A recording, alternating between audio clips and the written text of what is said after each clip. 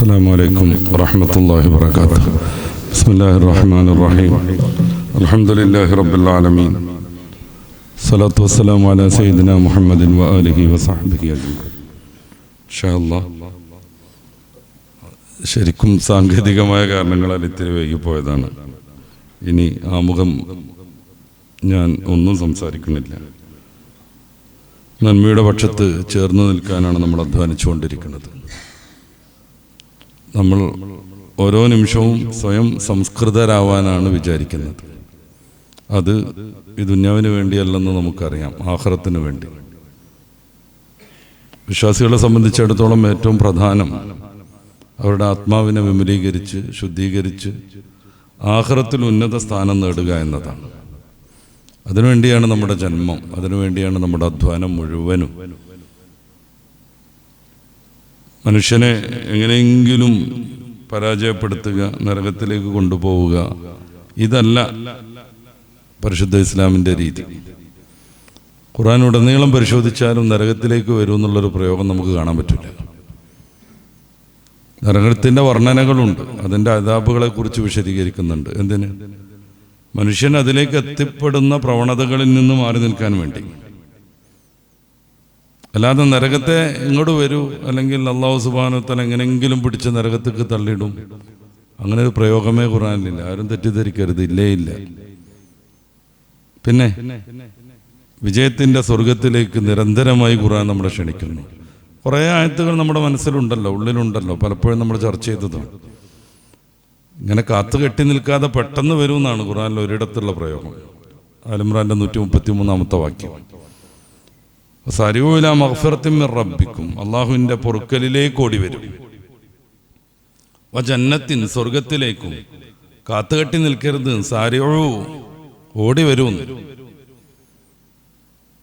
മനുഷ്യർ പാപം ചെയ്ത് പലപ്പോഴും അവരുടെ ആത്മാവിനെ നശിപ്പിച്ച് നരകക്കുഴിയുടെ വക്കത്തിലായിരുന്നു എന്ന് ഖുർആൻ സൂചിപ്പിക്കുന്നുണ്ട്. നരകത്തിൻ്റെ കുഴിയുടെ വക്കത്ത് ഒന്നുകൂടെ കാലെടുത്ത് വെച്ചാൽ നരകത്തിലേക്ക് വീണു പോകും. ആ ഒരു ഘട്ടത്തിൽ നിന്ന് നിങ്ങളെ രക്ഷപ്പെടുത്തി എന്നാണ് ഖുർആന്റെ പ്രയോഗം. സൂറത്ത് ആൽ-ഇംറാന്റെ തന്നെ 103-ാമത്തെ വാക്യം. കുൻതും അലാ ശഫാ ഹുഫ്റത്തിൻ മിനന്നാർ, നരകക്കുഴിയുടെ വക്കത്തെത്തിയിരുന്നു നിങ്ങൾ. ഫഅൻഖദകും മിൻഹാ, അതിൽ നിന്ന് നിങ്ങളെ നാം രക്ഷിച്ചെടുത്തു എന്നാണ്. അപ്പോൾ സ്വർഗത്തിലേക്കുള്ള യാത്രയിൽ നമ്മെ സഹായിക്കാൻ വേണ്ടി അള്ളാഹു വിവിധങ്ങളായ സൗകര്യങ്ങൾ ഏർപ്പെടുത്തുന്നുണ്ട്.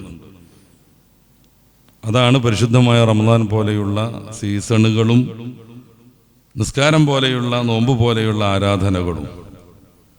സ്വർഗം നേടി വിജയിക്കാനുള്ള മാർഗങ്ങളായി അള്ളാഹു നമ്മളെ പഠിപ്പിക്കുന്നതാണ്.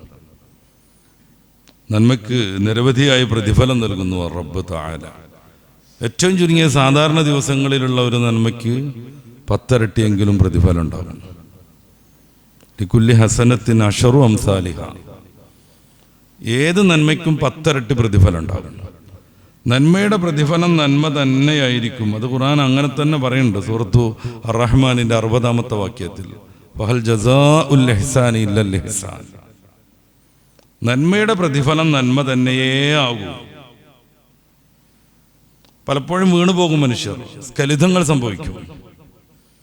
ഇപ്പോൾ നമ്മളൊക്കെ അല്ലെങ്കിൽ ദീനീ പ്രബോധകന്മാർ ദീനീപരമായ കാര്യങ്ങൾ പറയുമ്പോൾ നിങ്ങളെന്താ അത് പറയാത്തത്, നിങ്ങളെന്താ ഇത് പറയാത്തത് എന്നുള്ളൊരു വിമർശനമുണ്ട്. പലപ്പോഴും അത് പറയാൻ വ്യക്തിപരമായിട്ടൊരു ചെറിയ പ്രശ്നമുണ്ട്. കാര്യം ഒരു സമൂഹത്തെ മൊത്തം ആക്ഷേപിക്കുന്നൊരു സംഗതിയാണ്. മദ്രസാ പീഡനങ്ങൾ ധാരാളം നടക്കുന്നു, അതിനെതിരെ എന്താ പറയാത്തത്? മദ്രസാ പീഡനങ്ങൾ ധാരാളം നടക്കുന്നു, എന്തുകൊണ്ട് അതിനെതിരെ പറയുന്നില്ല? മദ്രസാ പീഡനമാവട്ടെ, പള്ളിപ്പീഡനമാവട്ടെ, ദീനീ വിരുദ്ധമായ എന്തു പ്രവൃത്തി ഉണ്ടെങ്കിലും അതിനെതിരെ പറഞ്ഞുകൊണ്ടേയിരിക്കും, ശബ്ദിച്ചുകൊണ്ടേയിരിക്കും. അത് ഞെട്ടിച്ചിട്ടൊന്നും കാര്യമില്ല, പറഞ്ഞുകൊണ്ടേയിരിക്കും. പിന്നെ മദ്രസാ പീഡനം എന്നൊക്കെ പറഞ്ഞ് പർവ്വതീകരിക്കുന്ന കാര്യങ്ങൾ നമ്മളൊന്ന് വിലയിരുത്തേണ്ടതുമുണ്ട്. ഒന്ന് താത്വികമായൊരു വിലയിരുത്തലുണ്ട്, രണ്ടാമത്തത് പ്രായോഗികമായ ഒരു വിലയിരുത്തലും. പ്രായോഗികമായ വിലയിരുത്തൽ എന്നൊക്കെ പറഞ്ഞാൽ ഈ പീഡനം എന്ന് പറയുന്ന സാധനങ്ങളെല്ലാം നമ്മൾ സെക്സൽ ഹറാസ്മെന്റ് എന്ന രീതിയിലേക്ക് മനസ്സിലാക്കും, ലൈംഗിക പീഡനം എന്ന്. സത്യത്തിൽ 99% അങ്ങനത്തതല്ല. പുതിയ കാലത്ത് നിയമപരിരക്ഷകൾ ധാരാളമായി വിദ്യാർത്ഥികളൊക്കെ അനുഭവപ്പെടുമ്പോൾ അവരെ ഒന്ന് തല്ലണതും അവരെ ഒന്ന് ശകാരിക്കുന്നതും പുറത്തു നിർത്തുന്നതും ക്ലാസ്സിൽ എഴുന്നേൽപ്പിച്ച് നിർത്തുന്നതും 10-11 സെക്കൻഡ് രൂക്ഷമായി മുഖത്തേക്ക് നോക്കുന്നതും ഒക്കെ പീഡനത്തിൻ്റെ പരിധിയിലാണ് വരിക. അപ്പോൾ പീഡനം ഇന്ന ഉസ്താദ് പിടിയിൽ എന്ന് പറഞ്ഞിട്ടുണ്ടെങ്കിൽ അപ്പോഴേക്ക് നമ്മൾ ഈ വൃത്തികേട് ആലോചിക്കാൻ പാടില്ല. പക്ഷേ മീഡിയ നമ്മൾ അങ്ങനെ ശീലിപ്പിച്ചിരിക്കുന്നു. ഇത് ആരെങ്കിലും ന്യായീകരിക്കാൻ പറയണതല്ല, ആരെങ്കിലും ന്യായീകരിക്കാൻ പറയുന്നതല്ല. ഇപ്പം ഇടക്കാലത്തുണ്ടായ ഒരു വിവാദത്തിൻ്റെ ഭാഗമായിട്ട് തന്നെ ഗൾഫിൽ നിന്ന് വിളിച്ചിട്ടുണ്ടായിരുന്നു ഒരാൾ.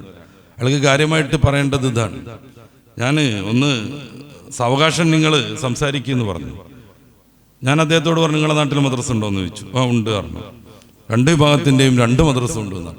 അതിൽ നിന്ന് എത്ര പീഡനം റിപ്പോർട്ട് ചെയ്യപ്പെട്ടിട്ടുണ്ട്? മൂപ്പരൊന്നുമല്ല, അവിടെ ഒന്നും ഉണ്ടായിട്ടില്ല. പിന്നെ എവിടെയുള്ളത്?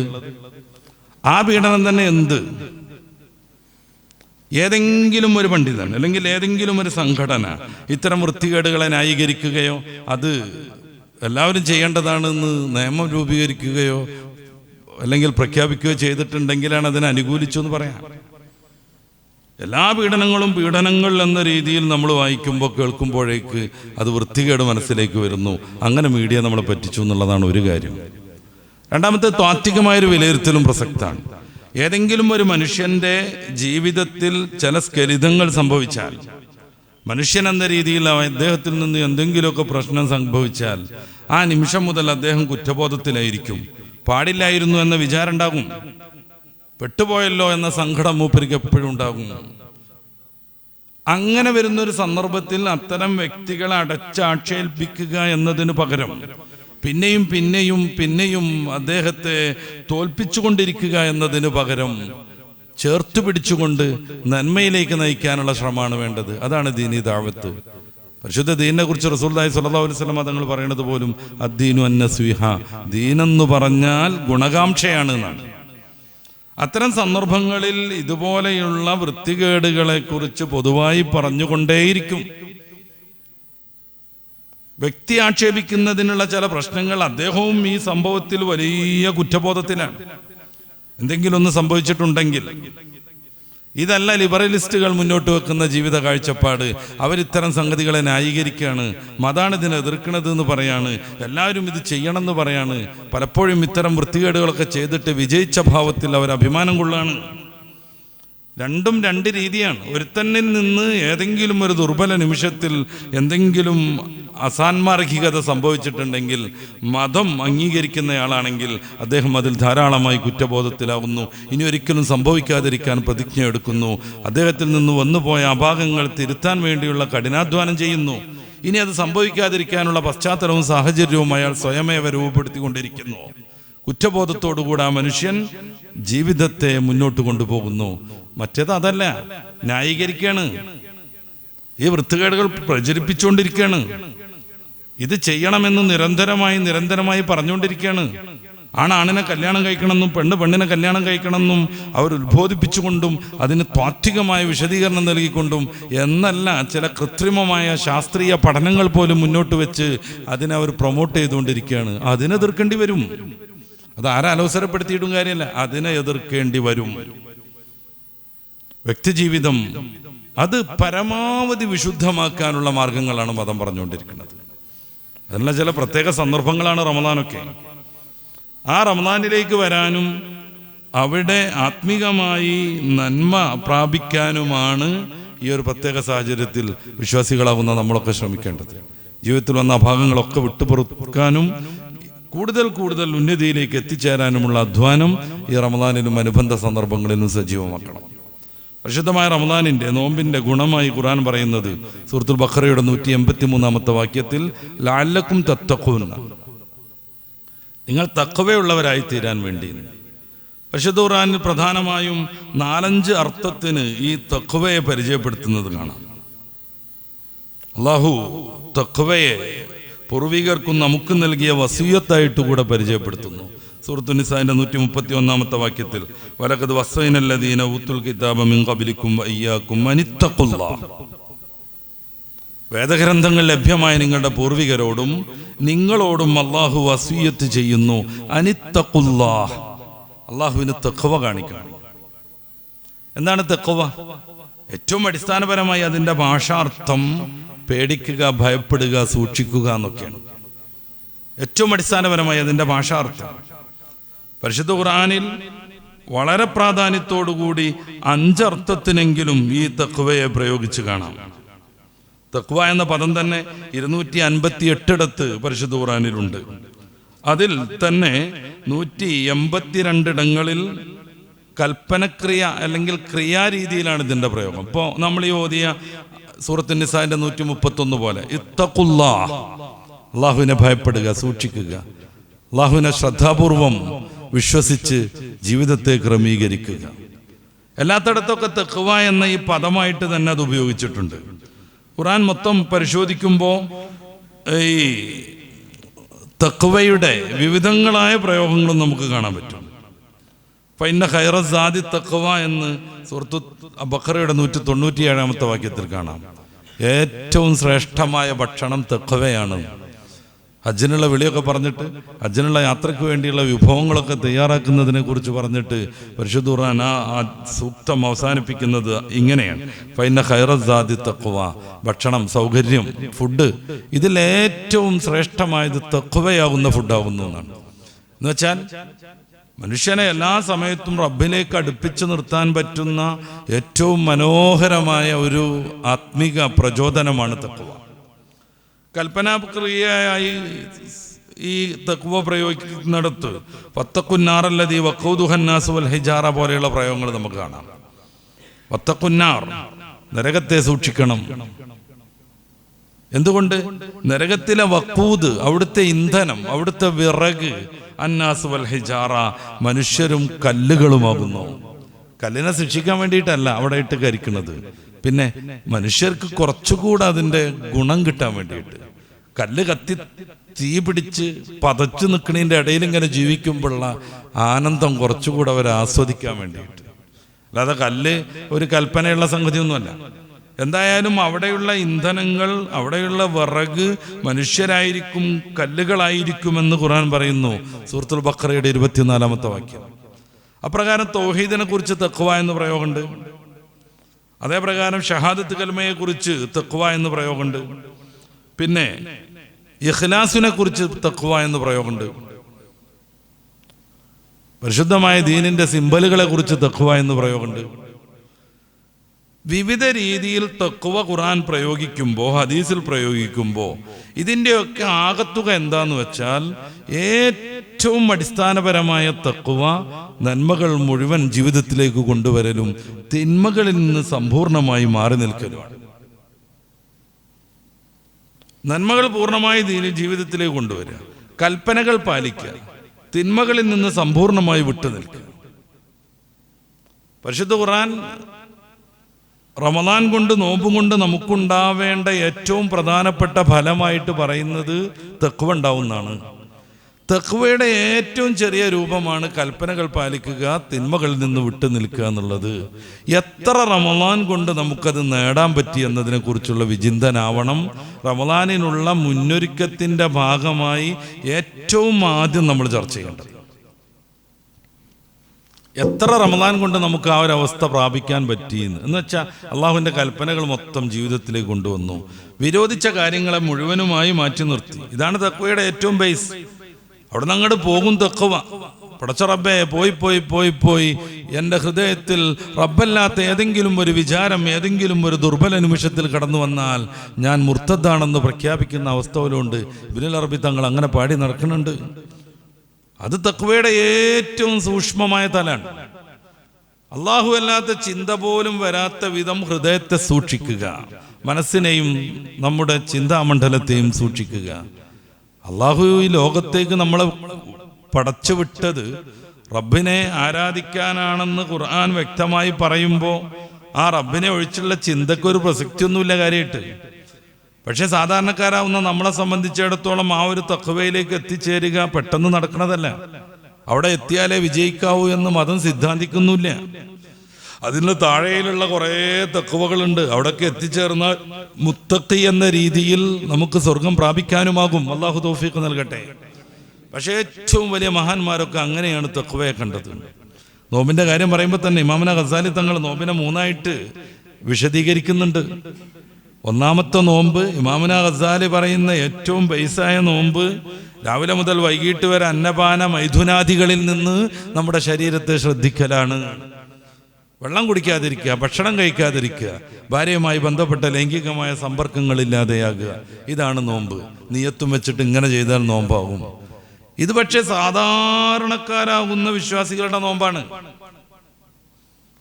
ഇമാം ഗസാലി വിശദീകരിക്കുന്നു ഇഹ്യാ ഉലൂമുദ്ദീനിൽ, സ്വൗം എന്ന് പറഞ്ഞാൽ ഇംസാക്ക് എന്നാണ് അർത്ഥം. ഇംസാക്ക് എന്ന് പറഞ്ഞാൽ പ്രതിരോധം, പിടിച്ചു നിൽക്കൽ, മാറി ജീവിക്കൽ. എന്തിൽ നിന്നൊക്കെ മാറി ജീവിക്കണം? ഒരു ശരാശരി സാധാരണക്കാരൻ്റെ നോമ്പിൽ അദ്ദേഹം വെള്ളത്തിൽ നിന്നും ഭക്ഷണത്തിൽ നിന്നും ലൈംഗിക ബന്ധത്തിൽ നിന്നും മാറി നിൽക്കുന്നു, ശരീരത്തെ ശ്രദ്ധിക്കുന്നു, അങ്ങനെ മലക്കാവാനുള്ള ശ്രമം നടത്തുന്നു.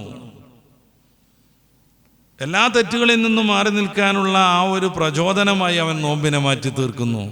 എൻ്റെ പ്രിയപ്പെട്ട സഹോദരന്മാരെ, നന്നായിട്ട് ആലോചിക്കണം. നമ്മൾ എത്ര നോമ്പുകൾ, നോമ്പുകാലങ്ങൾ, നോമ്പിൻ്റെ പൂക്കാലം നമുക്ക് കഴിഞ്ഞു പോയെന്ന് ആലോചിക്കണം. അതിൽ ഏതൊക്കെ ഈ ഒരു തലത്തിലേക്ക് മാറ്റിയെടുക്കാൻ നമുക്ക് കഴിഞ്ഞു എന്നുള്ളതും ആലോചിക്കണം. ഏറ്റവും ചെറിയ തഖ്വ ഞാൻ പറഞ്ഞു, കൽപ്പനകളെ പാലിക്കലും വിരോധങ്ങളെ മാറി നിൽക്കലുമാണ്. അത് പൂർണ്ണമായി വരുന്നൊരു പരിശീലന സന്ദർഭമാണ് ഇമാം ഗസാലി പറയുന്ന രണ്ടാമത്തെ നോമ്പ് ഘട്ടം, നോമ്പിന്റെ രണ്ടാം പരിപാടി. ഒന്നാമത്തെ നോമ്പ് ഞാൻ പറഞ്ഞു, ഭക്ഷണപാനീയങ്ങളിൽ നിന്ന് മാറി നിൽക്കുക, ലൈംഗിക ബന്ധത്തിൽ നിന്ന് മാറി നിൽക്കുക, നിയത്തും വെച്ചിട്ട് വൈകുന്നേരം വരെ പട്ടിണി കിടക്കുക. ഇതാണ് ഏറ്റവും ചെറിയ രീതിയിലുള്ള നോമ്പ്. ഇത് സാധാരണക്കാരുടെ നോമ്പാണ്. അതിൻ്റെ അപ്പുറത്തേക്ക് ചില സ്പെഷ്യൽ ആളുകളുടെ നോമ്പുണ്ട്. ഇമാം ഗസാലി തങ്ങൾ എന്താ പറയണത്? ഒരു ഹറാമും വരാതെ തൻ്റെ ജീവിതത്തെ സൂക്ഷിക്കുക എന്നുള്ളതാണ് ആ നോമ്പിൻ്റെ വിവക്ഷ. അങ്ങനെ വരുമ്പോൾ ഭക്ഷണം കഴിക്കാതിരിക്കലും വെള്ളം കുടിക്കാതിരിക്കലും അല്ല നോമ്പ്. അതോടൊപ്പം അവൻ്റെ നാവിൽ നിന്നൊരു ഹറാമും സംഭവിക്കില്ല, അവൻ്റെ കണ്ണുകൊണ്ടൊരു ഹറാമും കാണില്ല, കൈകൊണ്ടോ കാലുകൊണ്ടോ മറ്റവയവങ്ങൾ കൊണ്ടോ ഹറാമിലേക്ക് അവൻ ദൃഷ്ടനാവുകയേ ഇല്ല. ഇമാം ഗസാലി വിശദീകരിക്കുന്നുണ്ട്, കൈ കൊണ്ട് ഹറാമ് ചെയ്താൽ ഈ രീതിയിലുള്ള നോമ്പ് കയ്യിൻ്റെ അത് മുറിഞ്ഞു പോകും. കണ്ണുകൊണ്ടൊരു ഹറാമ് ചെയ്തു, നമ്മളൊരു വൃത്തികെട്ട വീഡിയോ കണ്ടു, ഒരു അന്യസ്ത്രീയെ കണ്ടാസ്വദിച്ചു, അങ്ങനെ വരുമ്പോൾ കണ്ണിന്റെ തെറ്റാണത്. അപ്പൊ കണ്ണിന്റെ നോമ്പ് മുറിഞ്ഞു. എന്താ കാര്യം? ഇംസാക്ക്, പിടിച്ചു വെക്കൽ, സർവ ഹറാമുകളിൽ നിന്നും മാറിയിട്ടുള്ള ജീവിതം. അപ്പൊ ഗീബത്ത് പറയില്ല, തിന്മ പ്രവർത്തിക്കൂല. ഇതാണ് തഖ്വയിലുള്ള പരിശീലനം. കാരണം തഖ്വയുടെ ഏറ്റവും ബേസായ കാര്യം തന്നെ നമ്മൾ പറഞ്ഞത് തിന്മകളിൽ നിന്ന് മാറി നിൽക്കലും നന്മകളാകുന്ന കൽപ്പനകളെ പ്രാപിക്കലുമാണ്. അപ്പൊ നോമ്പിന്റെ രണ്ടാം ഘട്ടത്തിലെ നമ്മൾ തഖ്വയിലേക്ക് നേരാമണ്ണം എത്തിച്ചേരുന്നുള്ളൂ. തഖ്വയുടെ ബേസിക്കൽ രീതിയിലേക്ക് തന്നെ, ഏറ്റവും താഴ്ന്ന രീതിയിലേക്ക് തന്നെ രണ്ടാം ഘട്ടത്തിലെ നമ്മൾ എത്തിച്ചേരുന്നുള്ളൂ. അങ്ങനെ വരുമ്പോൾ നോമ്പ് എന്ന് പറഞ്ഞാൽ കേവലം പട്ടിണി കിടക്കലല്ല, നാക്കുകൊണ്ട് ഗീബത്ത് വരൂല, കള്ളം പറയില്ല, അനാശ്വാസ്യതകൾ പറയില്ല, പ്രവർത്തിക്കൂല. നബി സല്ലല്ലാഹു അലൈഹി വസല്ലം തങ്ങൾ ഈ നോമ്പിലേക്ക് സൂചന നൽകിയിട്ട് ഒരു കാര്യം പറയുന്നുണ്ട്, മല്ലം യദഉ ഖൗലസ്സൂർ വൽ അമല ബിഹി ഫലൈസ ലില്ലാഹി ഹാജ ഫി അൻ യദഅ തആമഹു വശറാബഹു. നാവ് കൊണ്ട് വൃത്തികെട്ട സംസാരങ്ങളും വൃത്തികെട്ട പ്രവർത്തനങ്ങളിൽ നിന്നും മാറി നിൽക്കുന്നില്ലെങ്കിൽ, മല്ലം യദഉ, ഒരാൾ ഉപേക്ഷിക്കുന്നില്ലെങ്കിൽ, വൃത്തികെട്ട സംസാരങ്ങൾ, ഗീബത്ത്, നമീമത്ത്, കള്ളം പറച്ചിൽ, അശ്ലീലം പറയൽ, വല്ലമലബിഹി, വൃത്തികേടുകളും, ഇത് ഉപേക്ഷിക്കുന്നില്ലെങ്കിൽ ലൈസ ലില്ലാഹി ഹാജത്തൻ ഫീഹൻ യദഅ തആമഹു വശറാബ, അവന് വെള്ളവും ഭക്ഷണവും ഉപേക്ഷിക്കണമെന്ന് റബ്ബിനൊരു താല്പര്യമില്ല. എത്ര ഗൗരവത്തിലത് പറയണത്!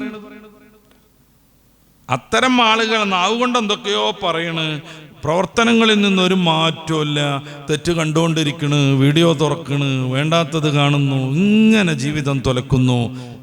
പേരിനൊരു നോമ്പും. ഫലൈസ ലില്ലാഹി ഹാജ ഫി അൻ യദഅ തആമഹു വശറാബ, അവൻ വെള്ളവും അന്നവും ഉപേക്ഷിക്കണമെന്ന് റബ്ബിന് ഒരു താല്പര്യമില്ല. ഈ നന്മയുടെ പരിശീലനമാണ് നോമ്പ് കൊണ്ട് കിട്ടേണ്ടത്. അതുകൊണ്ടാണല്ലോ നിസ്കാരത്തെ പോലെ വിവിധ സന്ദർഭങ്ങളിലായിട്ട് നടത്തിയ പോരാ നോമ്പ്. നിസ്കാരം അങ്ങനെയാണ്, അതൊന്നിച്ച് നടത്താനേ പറ്റില്ല. നമ്മൾ സുബൈക്ക് പള്ളി കയറി സുബൈയും ളുഹറും അസറും മഗ്രിബും ഇശായും ഒന്നിച്ച് ജാമാക്കി ഇറങ്ങി പോകാൻ പറ്റൂല. എന്തുകൊണ്ട്? അത് വേറെ രീതിയിലുള്ള തഖ്വയുടെ പരിശീലനമാണ്. നമ്മൾ നിസ്കാരത്തിലേക്ക് നിൽക്കുന്നു, അള്ളാഹുവിലേക്ക് അടുത്തടുത്ത് വരുന്നു, പടച്ച റബ്ബിലേക്കുള്ള മെഹറാജ് നിസ്കാരം വഴി സാധ്യമാകുന്നു. നമ്മുടെ ആത്മാവ് വിജയത്തിന്റെ പർദീസുകളിലൂടെ ഉല്ലസിക്കുന്നു. റബ്ബിനെ കുറിച്ചുള്ള ഓർമ്മ, വിചാരം നമ്മുടെ മനസ്സിനെ തരളിതമാക്കുന്നു. ഇടക്കിടക്ക് അല്ലാഹു അക്ബർ, അല്ലാഹു അക്ബർ, അല്ലാഹു അക്ബർ, അല്ലാഹു വലിയവനാണ്, വലിയവനാണ്, വലിയവനാണെന്ന് പറയണ്. അത് നമ്മുടെ ഓർമ്മയിലേക്ക് വരികയും ചെയ്യണ്. അഹങ്കാരത്തിന്റെ പൊതുരൂപമാകുന്ന നൃത്തം ഒരു റക്അത്തിൽ ഒരിക്കൽ സംഭവിക്കുമ്പോൾ വിനയത്തിന്റെ മൂർത്തരൂപമാകുന്ന സുജൂദ് 2 പ്രാവശ്യം സംഭവിക്കേണ്ടി വരുന്നു. പതിയെ പതിയെ പതിയെ മനുഷ്യനെ താഴ്ത്തി അവന്റെ അഹങ്കാരത്തിന്റെ ലെവല് കുറച്ചുകൊണ്ടിരുന്നു. നിസ്കാരത്തിൽ നിൽക്കണ അങ്ങനെ ഭയങ്കരമായിട്ടല്ല, ഇത്തിരി വിനയത്തിലാണ്. നിസ്കാരത്തിൽ നിൽക്കണ തന്നെ ലാസ്റ്റ് കൊടുക്കുമോ? നിസ്കാരത്തിൽ നിൽക്കണ തന്നെ ഇങ്ങനെ ഒരു ഭയങ്കരമായ അഹങ്കാരത്തിലല്ല. കരാട്ടക്കാർ വാമപ്പ് നിൽക്കണ മാതിരിയാണോ? അല്ല. പിന്നെ ഇത്തിരി വിനയത്തിലാണ് നിൽക്കുക. പിന്നെ അടുത്ത ഘട്ടം റുക്കൂ, പകുതിയായിട്ട് അവൻ കുനിയണ്, പകുതിയായിട്ട് കുനിയണ്. പിന്നെ സുജൂദ്, സമ്പൂർണമായി കുനിഞ്ഞു പോകണ്. എത്രത്തോളം മനുഷ്യൻ ഏറ്റവും കൂടുതൽ സ്നേഹിക്കുന്ന, പരിചരിക്കുന്ന, ശ്രദ്ധാപൂർവം കൈകാര്യം ചെയ്യുന്ന അവന്റെ മുഖം പച്ച മണ്ണ് കൊണ്ടുപോയിട്ട് കുത്തിവെക്കണ്.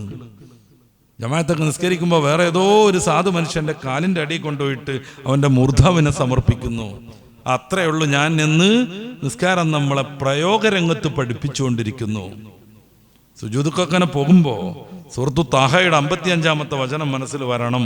അതൊരു നിർബന്ധമെന്നല്ല ഞാൻ പറയണത്, അതിൻ്റെ ഒരു തത്വം പറഞ്ഞതാ. മിൻഹാ ഖലഖ്നാക്കും, ഈ മണ്ണിൽ നിന്നാ നിങ്ങളെ പടച്ചേ, വഫീഹാ നുഈദുക്കും, അതിലേക്കാണ് മടക്കം. എങ്ങനെ മടക്കം? അലിഞ്ഞങ്ങോട്ട് ചേരും, അലിഞ്ഞു ചേരും. മണ്ണും നമ്മളും വ്യത്യാസമില്ലാത്ത വിധം ഏതാനും വർഷങ്ങൾക്ക് ശേഷം ഖബർ തുറന്നാൽ നമ്മളെ കാണാതെ വരും. സമ്പൂർണമായി മണ്ണിലങ്ങോട്ട് വിലയം പ്രാപിക്കും.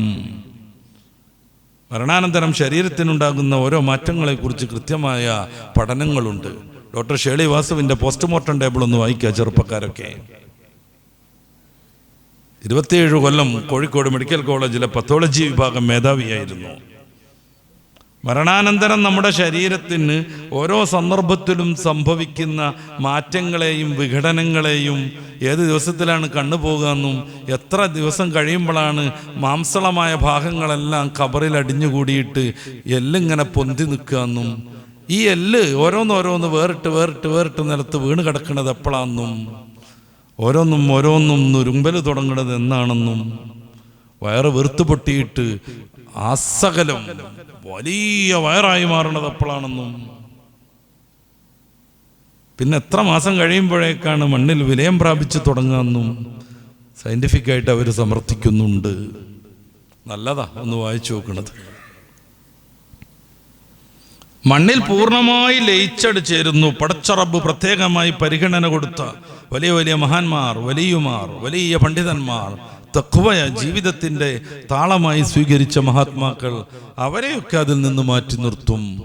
അത് റബ്ബ് തആല പ്രത്യേകമായി അവിടുത്തെ ദൂതനിലൂടെ നമ്മളെ പഠിപ്പിച്ചതാണ്.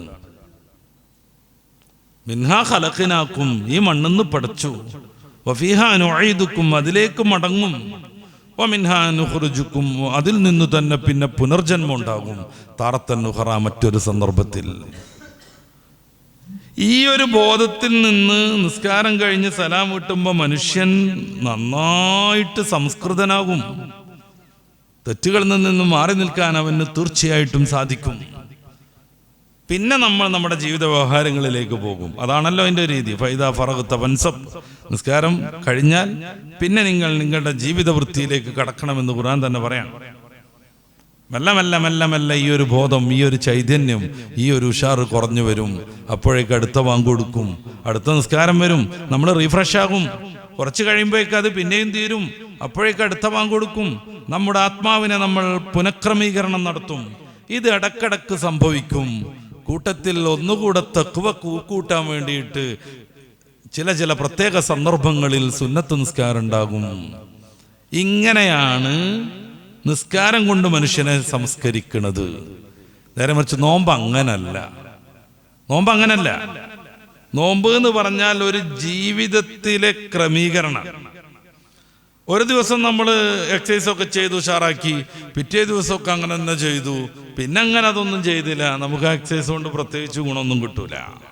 സാധാരണഗതിയിൽ നമ്മളൊരു ഫിസിക്കൽ ട്രെയിനിങ്ങിൻ്റെ ഭാഗമായിട്ട് ചിന്തിക്കുകയാണെങ്കിൽ നമ്മൾ കരാട്ടക്കൊക്കെ പോയി 1-2 ദിവസം നന്നായിട്ട് എക്സസൈസൊക്കെ ചെയ്ത് ആ കരാട്ട അധ്യാപകൻ നമ്മളോട് പിടിച്ചിട്ട് കാല് രണ്ടും നിവർത്തിയിട്ട് പടിഞ്ഞങ്ങോട്ട് ഇരിക്കണ സൂചിക്കിരുത്തൊക്കെ ഇരുത്തി, പിന്നെ നമ്മൾ 4-5 ദിവസം അതൊന്നും ചെയ്യണില്ലെങ്കിൽ പിന്നെ അതേമാതിരി പിടിച്ചു പൊട്ടിക്കേണ്ടി വരും. സ്മൂത്തായിട്ട് ഇരിക്കാൻ കഴിയില്ല. ഏതെങ്കിലും ഒരു ദിവസം നമ്മൾ നോമ്പെടുക്കുന്നു, അല്ലെങ്കിൽ ഒരു മാസത്തിൽ 3 ദിവസം നോമ്പെടുക്കണം. ഒരു 10 മാസം ആകുമ്പോഴേക്ക് ഏകദേശം 30 നോമ്പായി. അങ്ങനെ 30 ഒരു വർഷം കൊണ്ട് അനുഷ്ഠിച്ച് തീർന്നാൻ പറ്റുമോ? പറ്റൂല. പിന്നെ പരിശുദ്ധ റമദാനിന്റെ 1 മുതൽ അവസാന ദിവസം വരെ നമ്മൾ ഈ ഒരു പരിശീലന പീരീഡിൽ 100% പങ്കെടുക്കേണ്ടി വരുന്നു. അങ്ങനെ വരുമ്പോ രാവിലെ മുതൽ നോമ്പുകാരൻ വിശുദ്ധനായി മാറുന്നു. അവൻ മലക്കിനെ അതിജയിക്കാനുള്ള പഠനത്തിലാണ്. മലക്കുകളെ കുറിച്ച് നമുക്കറിയാം. അവർക്ക് ഭക്ഷണമില്ല, അവർക്ക് വെള്ളം ആവശ്യമല്ല, അവർക്ക് ലൈംഗികമായ താല്പര്യങ്ങളില്ല. മനുഷ്യന് ഇതൊക്കെ ഉണ്ട്, ഇത് കൂടിയേ തീരൂ. എന്നിട്ടും അവൻ അവൻ്റെ ശരീരത്തെ നിയന്ത്രിക്കുന്നു. നല്ല ഫുഡുണ്ട് വീട്ടിൽ, ഫ്രിഡ്ജിൽ ഇഷ്ടം പോലെ ജ്യൂസ് ഉണ്ട്, ഫ്രൂട്ട്സുകളുണ്ട്. എടുത്തു കഴിച്ചാൽ ഒരാളും ഒന്നും പറയില്ല. നമ്മുടെ വീടിൻ്റെ വിശാലമായ സ്വാതന്ത്ര്യം. പക്ഷേ മനുഷ്യൻ മലക്കാവാൻ പരിശീലനം നേടുന്നു. വെള്ളം കുടിക്കണില്ല. ലാക്കില്ല ലാ ശുറുബ വലാ നൗമ ലഹും. മലക്കുകളെ കുറിച്ച് പറയുന്നിടത്ത് അവർക്ക് ഭക്ഷണമില്ല എന്ന് പറയുന്നുണ്ട്, അവർക്ക് വെള്ളം കുടിക്കണ്ട എന്ന് പറയുന്നുണ്ട്, അവർക്ക് ക്ഷീണം വന്ന് ഉറങ്ങേണ്ടി വരൂല എന്നും പറയുന്നുണ്ട്. നോമ്പുകാരനാകുന്ന മനുഷ്യൻ മലക്കിനെ പോലെ അവന്റെ ആത്മാവിനെ വിശുദ്ധീകരിക്കുന്നു. അവൻ വെള്ളം കുടിക്കണില്ല, അവൻ ഭക്ഷണം കഴിക്കണില്ല. കടന്നുറങ്ങിയിട്ട് നോമ്പിന്റെ പകലുകളെ ഇല്ലാതെയാക്കുന്നില്ല. പ്രത്യേകം ശ്രദ്ധിക്കേണ്ടതാണ്. നോമ്പെന്ന് പറഞ്ഞാൽ ഒരു ഉറക്കുകാലാണെന്നുള്ളൊരു ധാരണ ചിലർക്കൊക്കെ ഉണ്ട്. വിശുദ്ധമായ സമയം ഉറങ്ങിത്തീർക്കാനുള്ളതല്ലെന്ന ബോധം വേണം. മലക്കാവുള്ള പരിശീലനത്തിൽ മലക്കുകൾക്ക് ഉറക്കില്ല എന്നുള്ള വിചാരം കൂടി നമുക്ക് വേണം. ഭക്ഷണവും വെള്ളവും ഇല്ല എന്ന് മാത്രമല്ല, മലക്കുകൾക്ക് എന്തുകൂടല്ല, ഉറക്കൂടല്ല. അല്ലെങ്കിലും റബ്ബിനെ സ്നേഹിക്കുന്ന ഒരുത്തന് വല്ലാതെ പിടുത്തം വിട്ട് ഉറങ്ങാൻ കഴിയൂല. ബീവി റാബിയത്തുൽ അദ്ബിയക്ക് വല്ലാതെ ഉറങ്ങാൻ കഴിഞ്ഞില്ല. ബീവി നഫീസത്തുൽ മിസ്രിയക്ക് വല്ലാതെ ഉറങ്ങാൻ പറ്റിയില്ല. ഫാത്തിമ ബീവി ഉറങ്ങിയില്ല വല്ലാതെ. അള്ളാഹുവിനെയും റസൂലിനെയും പ്രണയിക്കുന്നവർക്ക് ഉറങ്ങാൻ പറ്റൂല. അതുകൊണ്ടല്ല ചില സൂഫി വര്യന്മാർ പാടി നടന്നത് അജബല്ലിൽ മുഹിബ്ബി കൈഫ യനാമു. അള്ളാഹിനെ പ്രണയിക്കുന്നവർ, റസൂലിനെ പ്രണയിക്കൽ. ഞാൻ അള്ളാഹിന്റെ റസൂലിന്റെ ആളാണെന്നും എനിക്ക് റസൂലിനെയും അള്ളാഹിനെ ഇഷ്ടാന്ന് പറയുകയും ചെയ്യുക, എന്നിട്ട് ഉറങ്ങി തീർക്കുക. വല്ലാത്തൊരു അത്ഭുതം. അജബല്ലിൽ മുഹിബ്ബി കൈഫ യനാമു. എങ്ങനെ ഉറങ്ങണത്? എങ്ങനെയാണ് ഉറങ്ങണത്? കുല്ലു നൗമിൻ അലൽ മുഹിബ്ബി ഹറാമു. മുഹിബ്ബായ ഒരാൾക്ക് ഏതുറക്കവും ഹറാമായിട്ടാണ് സംഭവിക്കുക. റബ്ബിനെ കാണാൻ കൊതിച്ചിരിക്കുക, ഇവിടെ നല്ല ഉഷാറിൽ കടന്നുറങ്ങുക. നമുക്ക് വിജയം നേടാൻ ഒരൊറ്റ പ്രാവശ്യമെങ്ങാനും ഖുർആനിൽ നിന്ന് ഒരക്ഷരം ഓതിയാൽ ഏറ്റവും ചുരുങ്ങിയത് 70,000-70,000 പ്രതിഫലം വാഗ്ദാനം ചെയ്യുന്ന മനോഹരമായ സന്ദർഭം അല്ലാഹു തുറന്നു തന്നിരിക്കുക. എന്നിട്ട് കടന്നങ്ങനെ ഉറങ്ങുക. അജബല്ലിൽ മുഹിബ്ബി കൈഫ യനാമു. ഒരു കാമുകൻ കാമുകിയെ കാണാൻ എത്ര ഉറക്കൊഴിക്കും, പ്രണയം ആത്മാർത്ഥമാണെങ്കിൽ. അതിനേക്കാളേറെ ഉറക്കൊഴിച്ച് റബ്ബിനെ കാത്തിരിക്കേണ്ടവർ നമ്മൾ. അല്ലാഹുവിന്റെ റസൂലിനെ ഏറ്റവും കൂടുതൽ ഇഷ്ടപ്പെടേണ്ടവർ നമ്മൾ. നബി തങ്ങളുടെ ജീവിതം നമ്മുടെ ജീവിതത്തിന്റെ താളമാക്കേണ്ടവർ നമ്മൾ. പരിശുദ്ധ ഖുർആൻ സൂറത്ത് മുസമ്മിലിന്റെ അവസാനത്തെ വാക്യം നമ്മളവിടെ കോതണം. ഇന്ന റബ്ബക യഅലമു അന്നക തഖൂമു അദ്നാ മിൻ സുലുസൈൽ ലൈൽ. രാത്രിയെ 3 ഓഹരി വെച്ച് പകുത്ത് ആ 2 ഭാഗവും അങ്ങ് നിന്ന് നിസ്കരിക്കുന്നത് അങ്ങയുടെ റബ്ബിനറിയാം. റസൂൽ സല്ലല്ലാഹു അലൈഹി വസല്ലം തങ്ങളോട് ചോദിക്കുക, രാത്രിയെ 3 പകുത്ത് 2 ഭാഗവും അങ്ങ് നിന്ന് നിസ്കരിക്കുന്നത് റബ്ബിനറിയാമെന്ന്. അങ്ങനെയാണ് നിസ്കരിച്ച് കാല് തളരുന്ന ആ ഘട്ടത്തിൽ മഹദിയ ആയിഷത്തു സിദ്ദീഖ പോയി ചോദിക്കുന്നത്, എന്തിനാ ഈ ഒരു കഠിനാധ്വാനം? അങ്ങ് സ്വർഗത്തിലേക്ക് ആദ്യം കിടക്കണയാളല്ലേ, പുനരുദ്ധാനം ആദ്യം മങ്ങിക്കല്ലേ സംഭവിക്കുന്നത്, പടച്ച റബ്ബിന്റെ ഹബീബും ഖലീലുമല്ലേ? അവിടുത്തെ ചോദ്യത്തിന്റെ ആശയം അതാണ്. എന്തിനാ ഇങ്ങനെ കാല് തളരുവോളം കഷ്ടപ്പെട്ട് നിന്ന് നിസ്കരിക്കുന്നത്? റസൂൽ സല്ലല്ലാഹു അലൈഹി വസല്ലം ആ ചോദ്യത്തിന് മറുപടിയായ ഒരു മറുചോദ്യമാണ് ഉന്നയിച്ചത്. അവലാ ഉഹിബ്ബു അൻ യകൂന അബ്ദൻ ശകൂറ, പടച്ച റബ്ബിന് നന്ദി ചെയ്യുന്ന ഒരു വിനീതദാസനായി ഞാൻ മാറേണ്ടതില്ലയോ ആയിഷ? അവലാ ഉഹിബ്ബ്, ഞാൻ ഇഷ്ടപ്പെടേണ്ടതില്ലേ? അൻ അകൂന അബ്ദൻ ശകൂറ, ജീവിതം തന്നവൻ റബ്ബാണ്, ഭക്ഷണവും പാനീയവും നൽകിയവൻ അവനാണ്, മനുഷ്യ ആവാസ വ്യവസ്ഥയ്ക്ക് അനുയോജ്യമാം വിധം ഈ ഭൂമിയെ സംവിധാനിച്ചത് റബ്ബാണ്, നമുക്ക് ഓക്സിജൻ നൽകുന്നത് അവനാണ്, കാഴ്ചക്ക് ശക്തി നൽകിയത് അവനാണ്. എല്ലാ നിഅമത്തും നമുക്ക് കോരിത്തന്ന റബ്ബിന് നന്ദി ചെയ്യുന്നൊരു അടിമ ഞാൻ ആവേണ്ടതില്ലേ എന്നാണ് മറുചോദ്യം. അതുകൊണ്ട് ഇമാം അബൂസൂരി റളിയല്ലാഹു അൻഹു തെറ്റ് ചെയ്യുന്നിടത്ത് മുത്തറസൂലിന്റെ ഈ ആത്മീകമായ ത്യാഗത്തിലേക്ക് ബന്ധപ്പെടുത്തി അത് പരാമർശിക്കുന്നത്. ظلمت سنة من أحيا الظلام إذا أنشتقت قدماه النور من ورمي. കാല് കംപ്ലൈന്റ് പറയുവോളം നിന്ന് നിസ്കരിച്ച് രാത്രിയെ സജീവമാക്കിയ ഹബീബായ നബി തങ്ങളുടെ സുന്നത്തിനോട് നമ്മൾ ദ്രോഹം ചെയ്തു പോകുന്നു. എന്തൊരു ആത്മീകമായ വർത്താനാണത്. ظلمت سنة من, ഒരു പ്രവാചകരുടെ സുന്നത്തിനോട് നമ്മൾ വിരുദ്ധം പ്രവർത്തിക്കുന്നു, അതിക്രമം ചെയ്യുന്നു. എന്താണ് ആ റസൂലിന്റെ കാര്യം? അവിടുന്ന് നിന്ന് നിസ്കരിച്ചു, കാലുകൾ കംപ്ലൈന്റ് പറയോളം. അഹ്യല്ലലാം, രാത്രിയെ അവിടുന്ന് സജീവമാക്കി ജീവിപ്പിച്ചു. കടന്നങ്ങനെ ഉറങ്ങി തീർത്തില്ല എന്നർത്ഥം. തഹജ്ജുദ് നിസ്കരിച്ച് വളരെയേറെ സംതൃപ്തി നേടി അവസാനം അവിടുന്ന് ആകാശഗംഗയിലേക്ക് നോക്കി. അവിടുത്തെ നഗ്നനേത്രം കൊണ്ട് ആകാശത്തെ മഹാത്ഭുതങ്ങൾ ബോധ്യപ്പെടുമ്പോൾ, കോമറ്റുകൾ കാണുമ്പോൾ, നിരവധിയായ ഗാലക്സികളുടെ കൗതുകം അവിടുന്ന് ആസ്വദിക്കുമ്പോൾ, നിരവധിയായ നക്ഷത്ര സമൂഹങ്ങളെ കാണുമ്പോൾ മുത്തറസൂൽ സല്ലല്ലാഹു അലൈഹി വസല്ലം സൂറത്ത് ആൽ ഇംറാന്റെ 190 മുതൽ 200 വരെയുള്ള വചനങ്ങൾ പാരായണം ചെയ്യാറുണ്ടായിരുന്നു. ഇന്ന ഫീ ഖൽഖി സമാവാതി വൽ അർദ് വഖ്തിലാഫിൽ ലൈലി വൻ നഹാർ ലആയാത്തുൽ ലിഉലിൽ അൽബാബ്. രാത്രികൾ മാറി വരുന്നു, പകൽ വരുന്നു, രാത്രിയാകുന്നു, പിന്നെ രാത്രി പിന്നെയും പകലാകുന്നു. വഖ്തിലാഫിൽ ലൈലി വൻ നഹാർ, ആകാശഭൂമിയുടെ സൃഷ്ടിപ്പ്, മനോഹരമായ സംവിധാനം. ലആയാത്തുൽ ലിഉലിൽ അൽബാബ്, ചിന്തിക്കുന്ന ആളുകൾക്ക് അതിൽ വലിയ പാഠങ്ങളുണ്ട്, ചിന്തിക്കുന്നവർക്ക് വലിയ പാഠങ്ങളുണ്ട്. ഇவ்விധം രാത്രിയെ ഉറങ്ങാതെ സജീവമാക്കുന്നവനാണ് യഥാർത്ഥ തഖ്വയുടെ പരിശീലകൻ. അതുകൊണ്ടാണ് നമ്മൾ റമദാന്റെ രാത്രികളെ കുറിച്ച് ലയാലിഹ അൻവറു മിനൽ അയ്യാം, പകലുകളേക്കാൾ പ്രകാശപൂരിതമാണ് റമദാനിന്റെ രാത്രികൾ എന്ന് പ്രത്യേകം പറയണത്. ശ്രദ്ധ വേണം. അമിതമായ ഭക്ഷണം, നോമ്പ് തുറക്കണ സമയത്ത് പരിധിക്കപ്പുറം ഭക്ഷണം കയറ്റുന്നത് രാത്രിയെ സജീവമാക്കാൻ നമുക്ക് തടസ്സം നിൽക്കും. എൻ്റെ പ്രിയപ്പെട്ട രക്ഷിതാക്കളോട്, സഹോദരന്മാരോട്, ഹൃദയത്തിൻ്റെ ഭാഗമായി ഞാൻ സ്നേഹിക്കുന്ന ചെറുപ്പക്കാരോട്, റമദാനിൻ്റെ രാത്രികളിൽ നല്ലൊരു വിളവെടുപ്പ് നടത്താൻ ഇപ്രാവശ്യം നമ്മൾ തയ്യാറായേ പറ്റൂ. ഇപ്രാവശ്യമെങ്കിലും തയ്യാറായേ പറ്റൂ. നമ്മളൊക്കെ അവിടെ എത്തിയെന്നോ രാത്രിയിൽ നമ്മളങ്ങോട്ട് എത്തിച്ചു എന്നോ ഒന്നുമല്ല ഞാൻ പറയണത്. റമദാനിൽ നമ്മൾ കടന്നു, ഭാഗത്ത് തുടങ്ങല്ലേ, അത്രയ്ക്ക് എത്തിയെന്നൊന്നും അല്ല ഞാൻ പറയണത്. പിന്നെ ഞാൻ പ്രഭാഷണം നടത്തിയിട്ടുണ്ട് പ്രിയ സുഹൃത്ത് മസ്ഊദ് സഖാഫി. ഇന്നലെ അദ്ദേഹത്തിന് കാസർഗോഡ്ക്ക് പ്രസംഗിക്കാൻ പോകാനുണ്ട്. റബ്ബ് തആല വിളിച്ചുകൊണ്ടോയി, നിങ്ങളങ്ങനെ പ്രസംഗിക്കാൻ പോണ്ടെന്ന് പറഞ്ഞു. മിനിഞ്ഞാന്ന് രാത്രി പ്രസംഗം നടത്തിയിട്ടുണ്ട്. ഇന്നലെ രാത്രി പ്രസംഗിക്കാനുള്ള നോട്ടീസും പോസ്റ്ററും ഒക്കെ സമൂഹ മാധ്യമങ്ങളിൽ നമ്മൾ കാണുന്നുണ്ട്. യാതൊരു പ്രശ്നമില്ല എന്നർത്ഥം. ആരോഗ്യപരമായി പ്രത്യേകമായിട്ടുള്ളൊരു ബുദ്ധിമുട്ടൊന്നും ഇല്ല എന്നർത്ഥം. ആ നാട്ടുകാരെ പ്രതീക്ഷിച്ചിരിക്കുന്നുണ്ടാവും. പോണം എന്ന തയ്യാറെടുപ്പ് അദ്ദേഹവും നടത്തിയിട്ടുണ്ടാകും. പക്ഷെ പോയത് മറ്റൊരു യാത്രയാണ്, മടക്കമില്ലാത്ത യാത്ര,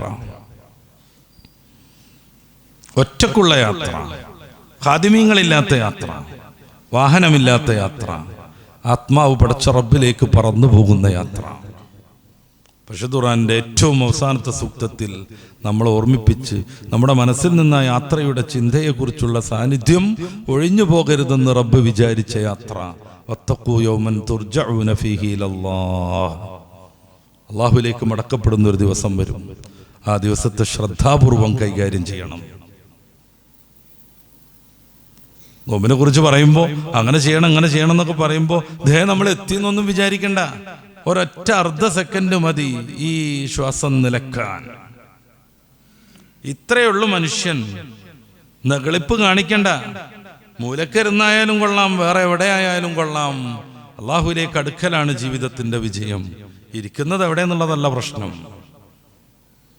അള്ളാഹുവിലേക്ക് അടുക്കലാണ് ജീവിതത്തിൽ വിജയം നേടാനുള്ള ഏക മാർഗം. ഇത് എവിടെയും പറഞ്ഞേ പറ്റൂ. ഇത് പറയലാണ് നമ്മുടെ ദൗത്യം.